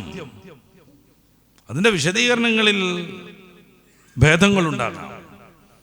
അടിസ്ഥാനപരമായി റബ്ബിലേക്ക് അടുക്കാനുള്ള ഏതേത് പ്രവൃത്തിയുണ്ടോ അതൊക്കെ പ്രോത്സാഹിപ്പിച്ചേ പറ്റൂ.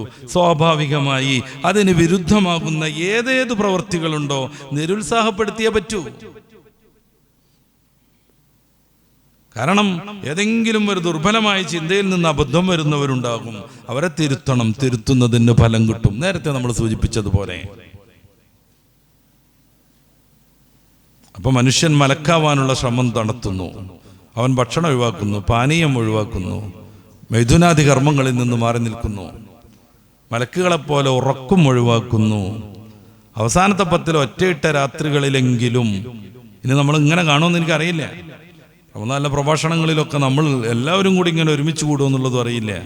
അവസാനത്തെ 10 ഒറ്റയിട്ട രാവുകളിൽ ഒരു പോള കണ്ണടക്കുകയാണെങ്കിൽ അത് തഹജ്ജുദ് നിസ്കരിക്കേണ്ട ആവശ്യത്തിന് വേണ്ടിയുള്ള 10 മിനിറ്റ് മാത്രമാവണം. അതിനുവേണ്ടി തയ്യാറെടുപ്പ് നടത്തണം. വല്ലാതെ ഭക്ഷണം കഴിക്കാതെ നോമ്പ് തുറയെ നമുക്ക് ആരോഗ്യകരമാക്കണം. അതേക്കുറിച്ചൊക്കെ പറയാനുണ്ട്. പ്രത്യേകിച്ച് ഏറ്റവും പുതിയ നോമ്പുകാലത്ത് ആരോഗ്യം പരിപോഷിപ്പിക്കാനുള്ള ഒരു 30 ടിപ്സുകളൊക്കെ ഓർമ്മയിൽ വരുന്നുണ്ട്. തൽക്കാലം അതൊക്കെ നിർത്താം നമുക്ക്. ആത്മാവാണല്ലോ പ്രധാനം. അങ്ങനെ നോമ്പിന്റെ ഓരോ സമയത്തെയും കൃത്യമായി വിനിയോഗിക്കുക, മുൻഗണനാക്രമം കൊടുക്കുക. എന്തിനൊക്കെ വേണ്ടി സമയം ചെലവഴിക്കണം എന്ന് ആദ്യമേ തീരുമാനിക്കുക. പരിശുദ്ധമായ ഖുർആൻ ഒരു 5 പ്രാവശ്യമെങ്കിലും ഓതി തീർക്കുന്നു പ്രതിജ്ഞ എടുക്കുക. 3-ലെങ്കിലും എത്തട്ടെ. ദിവസം 3 ജുസ് ഓതി കഴിഞ്ഞാൽ റമദാൻ കഴിയുമ്പോഴേക്ക് 3 ഖത്ം തീർക്കാൻ നമുക്ക് പറ്റും. ഒരു ജുസ്ഇന് വിശാലമായിട്ട് നമ്മൾ ഓതുകയാണെങ്കിൽ തന്നെ ഒരു 25-30 മിനിറ്റ് എടുക്കും. 1.5 മണിക്കൂർ ചെലവഴിച്ചിട്ടുണ്ടെങ്കിൽ നമുക്ക് റമദാൻ കഴിയുമ്പോഴേക്ക് 3 പ്രാവശ്യം ഖത്ം തീർക്കാൻ പറ്റും. ഇന്നലെ വാട്സപ്പിനും ഫേസ്ബുക്കിനും വേണ്ടി മാത്രം ചെലവഴിച്ച സമയം എത്രയെന്നുള്ളത് ആ ഫോണിൽ കയറിയിട്ടൊന്ന് പരിശോധിച്ചു നോക്കുക. എല്ലാവരും റീൽസ്, എല്ലാവരും ഷോർട്സ്. കുറെ ആളുകൾ അത് ഉണ്ടാക്കാൻ നിൽക്കുക, കുറെ ആളുകൾ അത് കാണാൻ നിൽക്കുക. അവസാനം രാത്രി കണക്കെടുക്കുമ്പോൾ ഒരു 4-5 മണിക്കൂർ കണ്ട് തള്ളിക്കളഞ്ഞിരിക്കുക ജീവിതത്തിൽ നിന്ന്. 4 മണിക്കൂറും 3 മണിക്കൂറും 5 മണിക്കൂറൊക്കെ ഫോണിൽ സമയം കളയുന്നവരുണ്ട്. വെറുതെ പറയണതല്ല. ബാംഗ്ലൂരിലെ യൂണിവേഴ്സിറ്റി കേരളത്തിലെ ജനങ്ങളെ കുറിച്ച് അങ്ങനെ ഒരു പഠനം നടത്തിയിട്ടുണ്ട്. ഒരു 5 മണിക്കൂർ വീതം ഫോണിൽ ചെലവഴിക്കുന്ന ഒരാൾ 10 ദിവസം കൊണ്ട് 50 മണിക്കൂറാണ് തൊലച്ച് കളയണത്. ഞാൻ നേരത്തെ പറഞ്ഞത് പ്രകാരം 50 മണിക്കൂർ നമ്മൾ ഉപയോഗിക്കുകയാണെങ്കിൽ 100 ജുസ് ഓതാൻ പറ്റും. 30 ജുസ് ഓതുമ്പോഴേക്കും ഒരു ഖത്ം തീരും. 100 ജുസ് ഓതുമ്പോഴേക്ക് 3 ഖത്തുമും 1/3 ഖത്തം. അപ്പോൾ ഒരു 3/4 അല്ലെങ്കിൽ 3 ഖത്തമും പിന്നൊരു 1/4 ഖത്തമും കൂടെ നമുക്ക് തീർക്കാൻ പറ്റും. കാലല്ല, ഒരു 33% ഖത്തം കൂടെ നമുക്ക് തീർക്കാൻ പറ്റും. അതിന് പറ്റണില്ല. റമദാൻ ആവുമ്പോഴും അതിന് പറ്റണില്ല. പുതിയ ലോകല്ലേ, അങ്ങനെ തന്നെയല്ലേ നമ്മൾ കൂടെ തീരുമാനിക്കാൻ പറ്റൂല. എല്ലാവരും ആ തീരുമാനത്തിലാണ്. ദീനിനെ പ്രണയിക്കുന്ന മുത്തറസൂൽ നഷ്ടപ്പെടുന്ന നമ്മൾ കൂടെ ആ ഒരു ലിബറൽ കൾച്ചറിലേക്ക് പോകാൻ പാടില്ല. പരിശുദ്ധ റമദാനിന്റെ ഏത് സന്ദർഭത്തെയും പരിശുദ്ധ റമദാനിന്റെ ഓരോ നിമിഷത്തെയും കൃത്യമായി വിനിയോഗിക്കാൻ ആദ്യം തന്നെ നമ്മളൊരു മുൻഗണനാക്രമം ഉണ്ടാക്കണം. നമുക്കൊന്ന് തീരുമാനിക്കാമെന്ന് തോന്നുന്നു. സുബഹിക്ക് നിസ്കാരം കഴിഞ്ഞിട്ട് സൂര്യൻ ഉദിക്കുവോളം ദിക്ർ സലാത്തുമായി കൂടുന്നവർക്കുള്ള വലിയ മഹത്വമുണ്ട്. അതുകൊണ്ടാണ് രാവിലെ ചെല്ലേണ്ട ദിക്റുകളും വൈകിട്ട് ചെല്ലേണ്ട ദിക്റുകളും ഒക്കെ പ്രത്യേകമായി സംവിധാനിച്ചത് നമ്മുടെ പൂർവികന്മാർ. അൽ വിർദുൽ ലത്തീഫ് ശ്രേഷ്ഠാണ്. നമുക്ക് പള്ളിയിൽ തന്നെ കൂടിയിട്ട് സുബഹി നിസ്കാരം കഴിഞ്ഞ് സൂര്യൻ ഉദിച്ചു വരുവോളം ദിക്റിലും ഫിക്റിലും ഖുർആനോത്തിലുമായിട്ട് കൂടാം. നമ്മൾ സാധാരണ ദിക്റൊക്കെ ചൊല്ലിക്കഴിഞ്ഞാലും ഒരു 2 ജുസ് എങ്കിലും ഖുർആൻ ഓതാനുള്ള സമയം കിട്ടും. പരിശുദ്ധ റമദാനിൽ ആ ഒരു ശീലത്തിലേക്ക് വന്നാൽ എന്താ? ഉറങ്ങണ്ടേന്നാണ്. സുബഹിസ്കാരം കഴിഞ്ഞാൽ അപ്പം ഉറങ്ങണ്ടേന്നാണ്. ഞാൻ നേരത്തെ പറഞ്ഞു, ഉറക്കിന്റെ മാസമല്ല ഇത്, ഉറങ്ങാതിരിക്കേണ്ട മാസമാണിത്. രാത്രി തറാവീഹൊക്കെ നിസ്കരിച്ച് കഴിഞ്ഞാൽ പെട്ടെന്ന് തന്നെ കിടക്കണം. സംസാരിച്ചിരിക്കരുത്. ചെറുപ്പക്കാർക്കൊക്കെ ഓരോ ട്രെൻഡിന് വഴിപ്പെടരുത്. ടൗണിലൊക്കെ ഉണ്ടാവും പലജോതി സാധനങ്ങൾ ഉപ്പിലിട്ട് വെച്ചിട്ട് അത് തിന്ന് വർത്താനം പറഞ്ഞ് രാത്രി 1 മണി വരെയൊക്കെ ആക്കുന്ന ആളുകൾ കാണാം. നിസ്കാരം കഴിഞ്ഞാൽ, തറാവീഹ് നിസ്കാരം കഴിഞ്ഞാൽ വിത്തർ നിസ്കരിക്കാതെ വേഗം കിടന്നുറങ്ങലാ നല്ലത്. വിത്തർ എഴുന്നേറ്റതിന് ശേഷം 11 റക്അത്ത് തന്നെ ഓരോരുത്തരും നിസ്കരിക്കാനാണ് ഏറ്റവും പുണ്യം. മുടങ്ങിപ്പോകുന്നുണ്ടെങ്കിൽ പള്ളിയിൽ തന്നെ കൂടിയിട്ട് വിത്തർ നിസ്കരിച്ച് പോരണം. എന്നിട്ട് കുറച്ച് നേരത്തെ എഴുന്നേൽക്കുക. നമ്മുടെ പ്രാഥമിക കർമ്മങ്ങളൊക്കെ കഴിഞ്ഞിട്ട് തഹജ്ജുദിലേക്ക് പ്രവേശിക്കുക.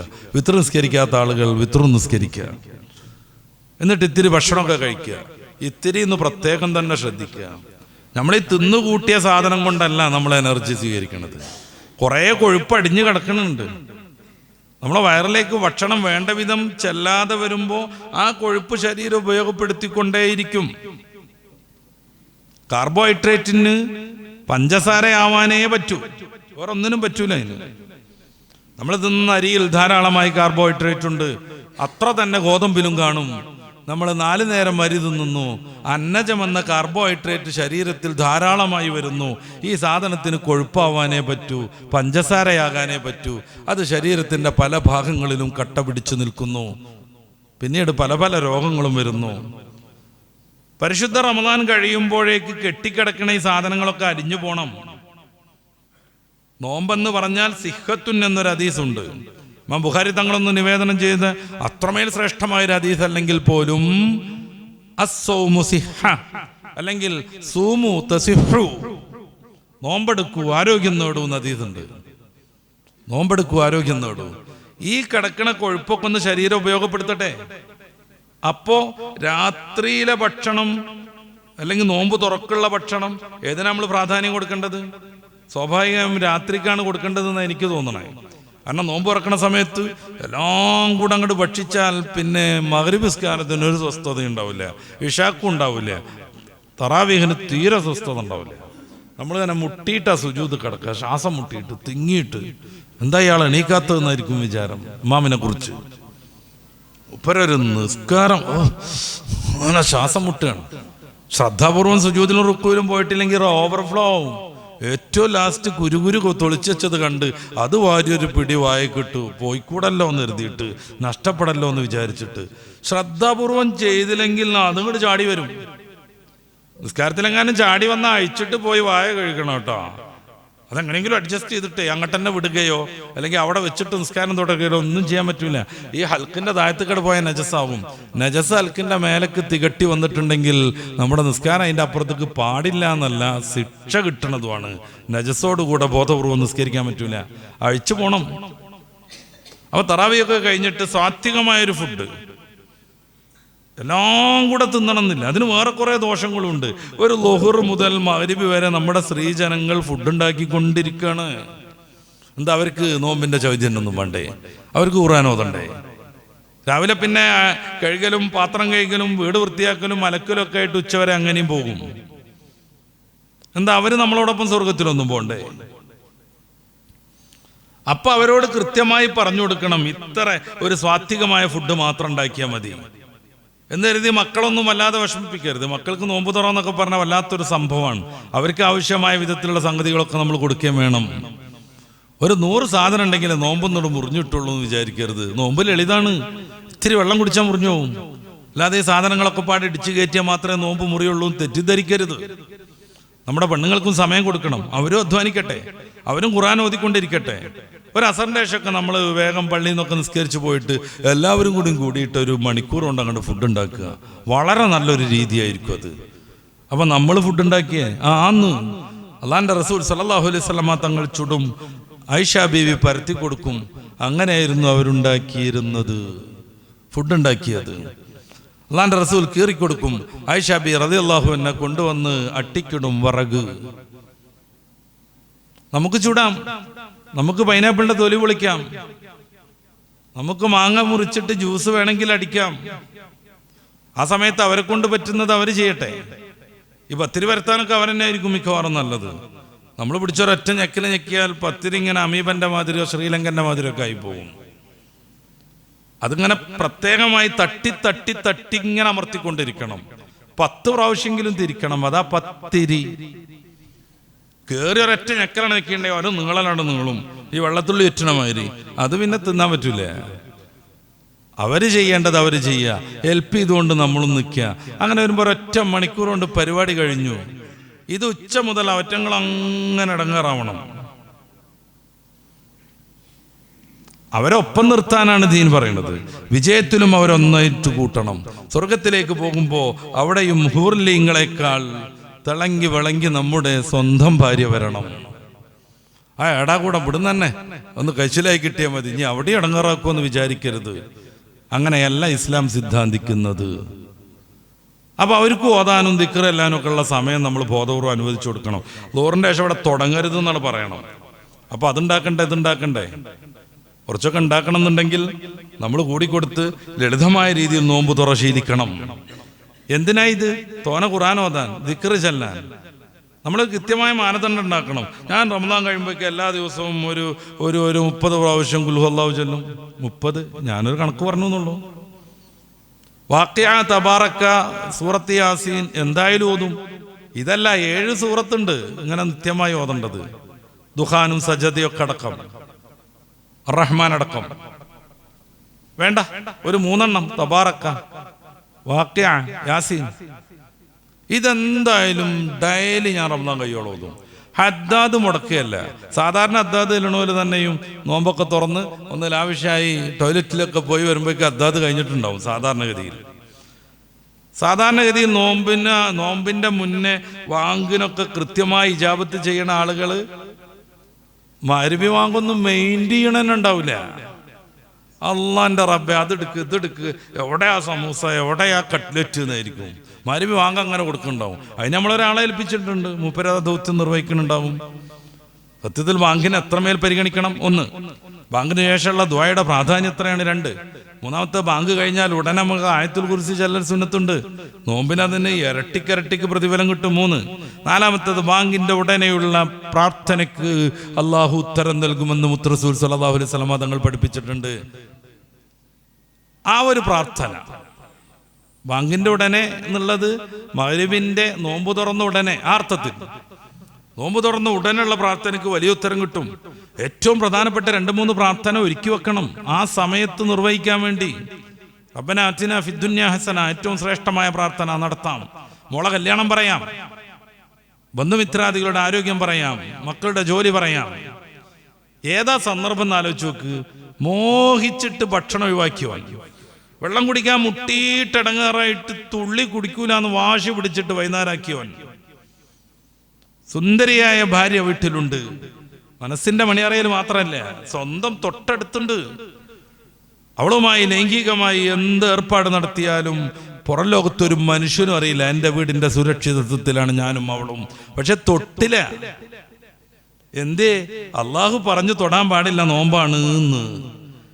ഇങ്ങനെ റബ്ബിന് വേണ്ടി സർവ്വം ത്യജിച്ച് പ്രതീക്ഷാപൂർവം നോമ്പ് തുറന്നിരിക്കുന്ന ആ ഒരു സന്ദർഭത്തെ ഒന്ന് വിലയിരുത്തി നോക്കി. അപ്പൊ പറയാണ് റബ്ബിനോട്, പടച്ചോനെ എൻ്റെ അമ്മാക്കും ഉപ്പാക്കും ഈ പുറത്തു കൊടുക്കണം, ഖബറിലാണ് ഉള്ളത് എന്ന്. അള്ളാഹു സ്വീകരിക്കും. കുറെ കടണ്ട് പടച്ചോനെ തീർത്തരണം എന്ന്. നമ്മളെ ഏറ്റവും അലോസരപ്പെടുത്തുന്ന പ്രശ്നം അവിടെ വെച്ച് പ്രാർത്ഥിച്ച് നേടണം. 1-ാമത്തെ ദിവസം തന്നെ ഇതൊക്കെ നേടിയിരിക്കണം. ആ നോമ്പിനെ കുറിച്ചൊരു ചിന്ത വേണം. ഒരു സീസൺ ട്രെൻഡായി മാറരുത്. നോമ്പ് കാലത്തുള്ള പ്രത്യേകം കളികളിൽ നമ്മൾ പോയി പോകരുത്. ഇപ്പോൾ ഈ നമ്മുടെ പരിസരങ്ങളിലൊക്കെ ഇപ്പോൾ പുത്തൂർ ഭാഗത്തൊക്കെ പോയാൽ മതി, NH ആ ബൈപ്പാസിൻ്റെ ചുറ്റുഭാഗം കാണാം പല ജോതി സംഭവങ്ങൾ നേരം വെളുക്കോളം. കടപ്പുറത്ത് പോയി നോക്കൂ, റമദാൻ ലാവിഷാണ് ചിലയിടത്ത് അതിൻ്റെ പേര്. റമദാൻ അങ്ങനെ ലാവിഷല്ലേ അല്ല, തെറ്റിദ്ധരിക്കരുത്. റമദാൻ ലാവിഷല്ല. ഞാൻ ആ കടനെ എതിർത്തു ഈ കടനെ എതിർത്തു എന്ന് പറയണ്ട. ഇത് മുഅ്മിനീങ്ങളോടാ പറയണത്. അള്ളാഹുവിൻ്റെ അടുത്ത് ആത്മാഭിമാനത്തോടെ പോകണമെന്ന് പ്രതീക്ഷിക്കുന്ന മുഅ്മിനീങ്ങളോട് അവർക്കതിൻ്റെ മാർഗം പറഞ്ഞു കൊടുക്കണേന് ദുന്യാവിൽ ഒന്നും തടസ്സമല്ല. ഞാൻ ആ കടനെ എതിർത്തു ഈ കടനെ എതിർത്തു എന്ന് പറയരുത്. അതിലൊന്നും പ്രത്യേകിച്ച് കാര്യമില്ല. ഞാൻ അവസാനിപ്പിക്കാം. ഇമാം ഗസാലി അവസാന സ്റ്റെപ്പ് നോമ്പ് പറയുന്നുണ്ട്. അള്ളാഹു അല്ലാത്ത ചിന്ത പോലും മനസ്സിൽ വരാത്ത റമളാനിന്റെ പ്രഭാതം മുതൽ പ്രദോഷം വരെയുള്ള ദീർഘസമയം. ഒന്നാമത്തെ നോമ്പ് നമ്മളൊക്കെ നടത്തുന്നത്. രണ്ടാമത്തെ നോമ്പ് ഒരു ഹറാമും ചെയ്യാതെ രാവിലെ മുതൽ വൈകിട്ട് വരെ സൂക്ഷിക്കുന്നത്. മൂന്നാമത്തെ നോമ്പ് അള്ളാഹിനെ കുറിച്ചല്ലാത്തൊരു ചിന്ത പോലും മനസ്സിൽ വരാത്ത അത്രമേൽ വിശുദ്ധമായൊരു ഘട്ടം. അത് VVIPകളുടെ നോമ്പാണ് ഇമാം ഗസാലി പറയണത്. അഖസ്സുൽ ഖവാസിന്റെ നോമ്പാണ്. രണ്ടാമത് പറഞ്ഞത് VIPകളുടെ നോമ്പാണ്, ഖവാസിന്റെ നോമ്പ്. പതിയെ പതിയെ പതിയെ ഈ രണ്ടാം സ്റ്റെപ്പിലെ നോമ്പിലെങ്കിലും എത്താൻ നമുക്ക് പറ്റണം. അപ്പോഴാണ് തഖ്വയുടെ പരിശീലനമായി നോമ്പ് മാറുക. കാരണം തഖ്വ എന്ന് പറഞ്ഞാൽ മറക്കരുത്, നേരത്തെ ഞാൻ പറഞ്ഞു, കൽപ്പനകൾ ഫുള്ളായിട്ട് പാലിക്കലും വിരോധങ്ങൾ മുഴുവനായിട്ട് വിട്ടുനിർത്തലുമാണ് തഖ്വ. അപ്പൊ ഹറാമ് ചെയ്യാത്ത, ഗീബത്ത് പറയാത്ത, വൃത്തികേട് കാണാത്ത വളരെ മനോഹരമായൊരു പ്രഭാതം, അതിൻ്റെ അനുബന്ധമായി വരുന്ന വിശുദ്ധമായ പ്രദോഷം, ഇതാണ് നോമ്പ്. അതൊരു 30 ദിവസം തുടർച്ചയായിട്ട് ചെയ്യുമ്പോഴേക്ക് നമ്മുടെ ജീവിതത്തിൻ്റെ താളമായി അത് മാറും. നോമ്പിൻ്റെ ശേഷവും ആ ചൈതന്യം നിലനിൽക്കും. ഗീബത്തും നമീമത്തൊന്നും പറയില്ല, കള്ളം പറയില്ല, കണ്ണിനെ നിയന്ത്രിക്കും. ഒരു കാര്യം കൂടി പറഞ്ഞ് അവസാനിപ്പിക്കാം. നോമ്പ് സ്വീകരിച്ചോ ഇല്ലേ എന്നതിൻ്റെ പണ്ഡിതന്മാർ ചില തെളിവ് പറയുന്നുണ്ട്. അതിൽ പ്രധാനപ്പെട്ടത് ഇതാണ്: നോമ്പ് കാലത്ത് എങ്ങനെയായിരുന്നു നമ്മുടെ ജീവിതം, അപ്രകാരം പിന്നെയും നമുക്ക് നടത്താൻ പറ്റുന്നുണ്ടോ? നോമ്പ് സ്വീകരിച്ചു. നോമ്പ് കാലത്ത് നാവിനെ നിയന്ത്രിച്ചോ? നോമ്പാനന്തരവും നമുക്കതിന് പറ്റുന്നുണ്ടോ? നോമ്പ് സ്വീകരിച്ചു. നോമ്പ് കാലത്ത് തഹജ്ജുദ് നിസ്കരിച്ചോ? നോമ്പാനന്തരവും നമുക്കതിന് പറ്റുന്നുണ്ടോ? പടച്ച റബ്ബ് നോമ്പ് സ്വീകരിച്ചു. 6 മാസം കഴിഞ്ഞു പോയ നോമ്പ് സ്വീകരിക്കാൻ പ്രാർത്ഥിച്ചു അത്രേ നമ്മുടെ മുൻഗാമികൾ. 6 മാസം വരാനിരിക്കുന്ന നോമ്പിൽ എത്തിച്ചേരണേ, ആഫിയത്ത് നൽകണേ എന്നും പ്രാർത്ഥിച്ചു. എന്ന് വെച്ചാൽ ജീവിതത്തിൽ ഒരു ദിവസം പോലും നോമ്പെന്ന ചിന്തയിൽ നിന്ന് അവർ മാറുന്നില്ല. കുറെ കഴിഞ്ഞത് പ്രാർത്ഥിക്കുകയാണ്, കുറെ വരാനുള്ളതിന് വേണ്ടി പ്രാർത്ഥിക്കുകയാണ്. എന്തുകൊണ്ട്? നോമ്പ് അത്രമേൽ മഹത്തായ ഒരു ആരാധനയാണ്. അതുകൊണ്ട് റബ്ബ് തആല പറഞ്ഞത്, മറ്റെല്ലാ ആരാധനയും അവന് വേണ്ടി തന്നെയാണ് വിശ്വാസി നിർവഹിക്കുന്നത്. എന്നാലും നോമ്പിനെ കുറിച്ച് അവൻ പ്രത്യേകമായിട്ട് പറഞ്ഞു, അസ്സൗമുലി, നോമ്പ് എനിക്കുള്ളതാ. അസ്സൗമുലി, നോമ്പ് എനിക്കുള്ളതാ. വഅനജ്സിബി, അതിന് കൂലി കൊടുക്കൽ ഞാനാ. എത്രയെന്ന് പറയണില്ലേ? ഒരു വലിയ പ്രതിഫലം ലഭ്യമാകുന്ന ആ ഒരു പ്രതീതി കൊണ്ട് അള്ളാഹു പറയാൻ, ഞാനാണ് അതിന് കൂലി കൊടുക്കുക. നിസ്കാരം അള്ളാഹനല്ലേ? ആണ്. പക്ഷെ നിസ്കരിക്കുമ്പോൾ ഒരാളെ കാണിച്ചിട്ട് ഓനും കൂടിയും കൊടുക്കാൻ പറ്റും. സദക്ക അള്ളാഹ്ക്കുള്ളതല്ലേ, സക്കാത്ത് അള്ളാഹ്ക്കുള്ളതല്ലേ? ആണ്. പക്ഷെ സക്കാത്ത് കൊടുക്കുന്ന സമയത്ത്, സദക്ക കൊടുക്കുന്ന സമയത്ത് ഞാനൊരു വലിയ കൊടുതിക്കാരനാണെന്ന് തെളിയിച്ച് അള്ളാഹ്ക്കുള്ള ഇബാദത്തിൽ വേറൊരുത്തനെ കൂടെ പങ്കു ചേർക്കാൻ പറ്റും. ഹജ്ജ് അങ്ങനെയാണ്. ഞാൻ 3ാമത്തെ പ്രാവശ്യം വന്നപ്പോൾ കൊണ്ടുവന്ന പാത്രത്തിൽ ആ വെള്ളം കൊണ്ടുവരുമെന്ന് പറഞ്ഞ് ഹജ്ജ് 3ഉം ബാത്തിലാക്കിയവനെ പറ്റി പണ്ട് നമ്മൾ മദ്രസ പഠിച്ചിട്ടുണ്ട്. ബാത്തിലാക്കാൻ പറ്റും. എങ്ങടാ പോണത്? ഞാൻ ഉംറക്കാന്നൊക്കെ പറഞ്ഞ് ഞെളിഞ്ഞു പോകാൻ പറ്റും. സുന്നത്ത് നിസ്കരിക്കുമ്പോൾ കൈ ഇങ്ങനെ റുക്കുവിൽ വെയിഡായി പിടിച്ച് ബാക്കിക്ക് ഇങ്ങനെ നോക്കാം. ഞാൻ ഈ 2ാം വട്ടവും എഴുന്നേറ്റ് നിന്ന് ജുമാൻ്റെ മുമ്പ് 4 റക്അത്ത് സുന്നത്ത് നിസ്കരിക്കുന്നത് സമൂഹമേ നിങ്ങൾ കണ്ടില്ലേ എന്ന്. ഒരക്കാലത്ത് കഴിഞ്ഞാൽ ഏകദേശം എല്ലാവരും ഇരുന്നതാ. മൂപ്പരാൾ പിന്നെ എഴുന്നേറ്റ് നിൽക്കുകയാണ്. എല്ലാവരും ശ്രദ്ധിക്കാൻ പറ്റും വിധം. എന്നിട്ട് മൂപ്പരിങ്ങനെ ആത്മസായുജ്യത്തിലാണ് നമ്മളിങ്ങനെ നിസ്കരിക്കുന്നത്. എന്നിട്ട് മൂപ്പര് ആരും ശ്രദ്ധിക്കണില്ല എന്നൊരു കൺഫ്യൂഷൻ മൂപ്പർക്ക്. അപ്പം മൂപ്പര് റുക്കുവിൽ കൈ വൈഡാക്കി വെച്ചിട്ട് മെല്ലെ നോക്കുകയാണ്, ആരൊക്കെ എന്നെ കാണണത് എന്ന്. നോമ്പിനത് പറ്റൂല. ഞങ്ങനെ വളഞ്ഞിരുന്നതുകൊണ്ട് നോമ്പുകാരനാന്നൊന്നും ആർക്കും തോന്നൂല. അങ്ങനെ ആർക്കും വളഞ്ഞിരിക്കാനോ? അങ്ങനെ ക്ഷീണം അഭിനയിച്ചതുകൊണ്ട് നോമ്പുകാരനാ തോന്നുന്നു? ഇല്ല. സ്വകാര്യമായി നടത്താൻ പറ്റുന്ന ആരാധനയാണ് നോമ്പ്. അതുകൊണ്ട് അസൗമുലി, നോമ്പ് എനിക്കുള്ളതാ, വേറൊരാൾക്കും കൊടുക്കാൻ കഴിയൂല നോമ്പ്. വാനജിസിബിഹി, ഞാൻ അതിന് കൂലി നൽകും. ആ ഒരു കൂലിയിലേക്ക്, സവാബിലേക്ക് നമുക്ക് എത്താൻ പറ്റണം. കേവലം കുറെ കൂലി കിട്ടുക എന്നല്ല, നമ്മുടെ ജീവിതത്തിൻ്റെ സമൂലമായ മാറ്റത്തിനുള്ള ഏറ്റവും നല്ലൊരു മുന്നൊരുക്കമായി പരിശീലന പീരീഡായി റമദാനിനെ മാറ്റാൻ നമുക്ക് സാധിക്കണം. പടച്ച റബ്ബ് തൗഫീഖ് നൽകട്ടെ. ഈ റമദാനിലും നിരവധിയായ വർഷങ്ങളിലെ റമദാനിലും ആത്മചൈതന്യത്തോടുകൂടെ ജീവിക്കാൻ, പരിശുദ്ധമായ സ്വർഗം ഉറപ്പ് കിട്ടാൻ, റമദാനിൻ്റെ രാത്രികളെ സജീവമാക്കാൻ, പ്രത്യേകിച്ച് അവസാന 10 5 ഒറ്റയിട്ട രാത്രികളിലും 100% വിവാദത്തുമായി കൂടാൻ അല്ലാഹുവേ നീ തൗഫീഖ് നൽകണേ റഹ്മാനെ. ഞങ്ങളുടെ പാപങ്ങൾ പൊറുക്കണേ റഹ്മാനെ. പരിശുദ്ധ ദീനിനെ സ്നേഹിക്കാനും സേവിക്കാനുമുള്ള തൗഫീഖ് നൽകണേ തമ്പുരാനെ. അതിനുവേണ്ട എല്ലാ നിയമസുരക്ഷയും നൽകി ഞങ്ങളെ നീ സഹായിക്കണേ റഹ്മാനെ. തെറ്റിദ്ധാരണകൾ നീക്കിത്തരണേ തമ്പുരാനെ. തൗബ ചെയ്യാനുള്ള തൗഫീഖ് നൽകണേ തമ്പുരാനെ. ഇടപാടുകൾ തീർക്കാനുള്ള തൗഫീഖ് നൽകണേ തമ്പുരാനെ. പടച്ച റബ്ബേ, ഇടപാടുകൾ തീർത്ത് എല്ലാ വിശുദ്ധിയോടുകൂടെ പരിശുദ്ധ റമദാനിനെ സ്വീകരിക്കാൻ ഞങ്ങൾക്കും ഭാര്യമാർക്കും മക്കൾക്കും ബന്ധുമിത്രാദികൾക്കും സ്നേഹജനങ്ങൾക്കും നീ തൗഫീഖ് നൽകണേ തമ്പുരാനെ. ഈ ഒരു നിമിഷം മുതൽ ഞങ്ങളെ നീ വിനയാന്വിതരാക്കി തരണേ റഹ്മാനെ. പടച്ചവനെ, ഞങ്ങളുമായി ബന്ധപ്പെട്ട് ആരൊക്കെ ഏതൊക്കെ പണക്കം സംഭവിച്ചിട്ടുണ്ടെങ്കിൽ എല്ലാം പറഞ്ഞു തീർക്കാനുള്ള മനസ്സും സൗകര്യവും നൽകണേ തമ്പുരാനെ. ഞങ്ങൾ ആരൊക്കെ മത്സിച്ചിട്ടുണ്ടെങ്കിൽ, ആരൊക്കെ പരിഹസിച്ചിട്ടുണ്ടെങ്കിൽ, ആരൊക്കെ വഴക്ക് പറഞ്ഞിട്ടുണ്ടെങ്കിൽ, ആരൊക്കെ അധിക്ഷേപിച്ചിട്ടുണ്ടെങ്കിൽ പടച്ച റബ്ബേ ഞങ്ങളെല്ലാം പുറത്തു കൊടുക്കുന്നു. ഞങ്ങളിൽ നിന്ന് വന്ന എല്ലാ അത്തരം കർമ്മങ്ങളും അത്തരം ദുഷ്വൃത്തികളും നീ പുറത്തു തരണേ തമ്പുരാനെ. ഞങ്ങളെ നീ വിശുദ്ധരാക്കണേ റഹ്മാനെ. ബന്ധുമിത്രാദികളിൽ നിന്ന്, കൂട്ടുകാരോട്, വിദ്യാർത്ഥികളോട്, ഞങ്ങളോട് ഇടപെടുന്ന ആരോടെങ്കിലും ഏതെങ്കിലും രീതിയിലുള്ള ഇടപാടുണ്ടെങ്കിൽ തീർക്കാനുള്ള തൗഫീഖ് നൽകണേ തമ്പുരാനെ. മറന്നതുണ്ടെങ്കിൽ ഓർമ്മപ്പെടുത്തണേ തമ്പുരാനെ. പടച്ച റബ്ബെ, ഒരു നിലക്കും ഞങ്ങളെ പാപങ്ങൾ ഈ ദുനിയാവിൻ്റെ അപ്പുറത്തേക്ക് നീ മാറ്റിവെക്കരുത് റഹ്മാനെ. പരിശുദ്ധമായ ഷഅബാനിൻ്റെ ഈ ഒരു വിശുദ്ധമാം സന്ദർഭത്തിൽ ഞങ്ങളുടെ പ്രാർത്ഥന നീ സ്വീകരിക്കണേ തമ്പുരാനെ. ഞങ്ങളിൽ നിന്ന് മരണപ്പെട്ട ധാരാളം ആളുകളുണ്ട്. എല്ലാവരുടെയും ഖബർ നീ വിശാലാക്കണേ തമ്പുരാനെ.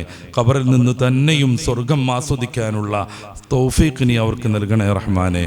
മുത്ത് റസൂൽ സല്ലല്ലാഹു അലൈഹി വസല്ലമ തങ്ങളുടെ ഹൗദുൽ കൗസർ നൽകി അവരെ നീ പ്രസാദിപ്പിക്കണേ റഹ്മാനെ.